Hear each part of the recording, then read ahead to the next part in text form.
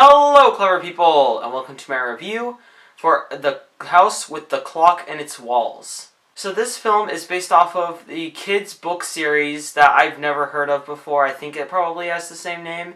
And it stars Jack Black and Cate Blanchett. And it is the story about a boy whose parents passed away in a horrible car accident. So he moves in with his uncle. And while with his uncle, he learns that his uncle is really into sorcery and magic.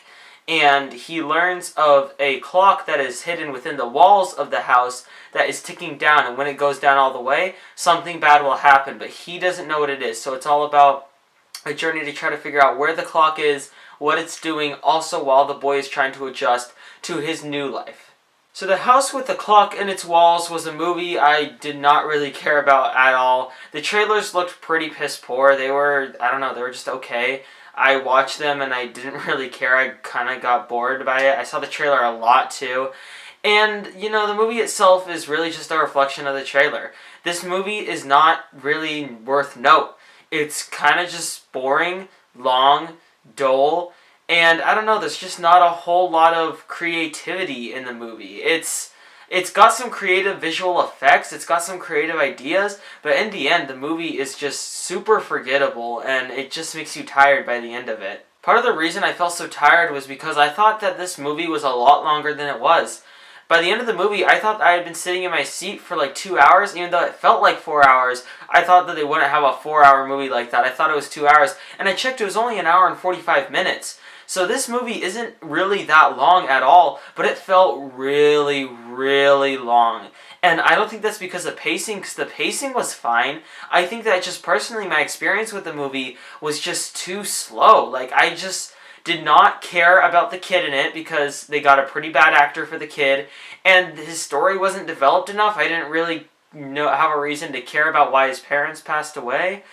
The uncle isn't developed enough. None of it is developed enough. And there's not even good world building, which movies like this should have when you're, showing fantastical elements. When you're showing stuff that's out of the ordinary, you need to have good world building so we understand the fantastical elements. This movie didn't have that. It really just had nothing to offer. No good action, no good visual effects. It was just, like I said, dull. By far the best part of this movie was Cate Blanchett. She was, for what this movie was, she was great. She was great in this movie for what it was. Like, her acting, talking about her own children, felt like it was out of, like an Oscar contender. Like, even though she had this horrible role in this horrible little movie, she shined, and it was surprising, because, her character was even designed to be a background character, but she did shine. Her acting was subtle, and it was great. Jack Black is okay, but again, there's not enough development for his character to care.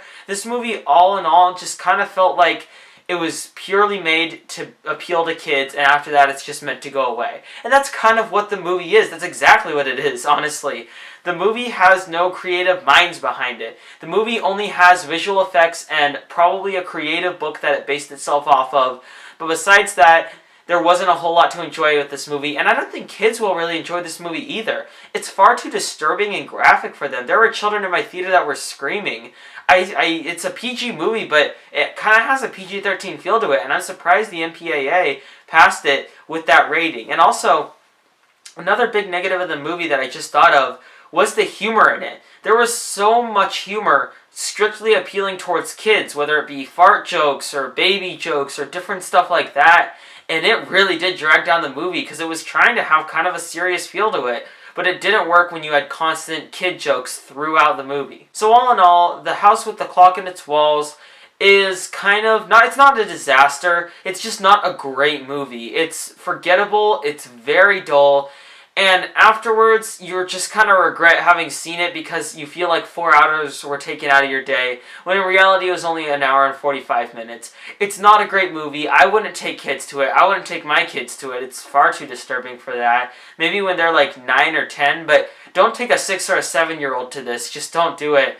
This movie was kind of horrible. I guess, honestly, I was not entertained while watching it. That was the worst part. There's no entertainment to it.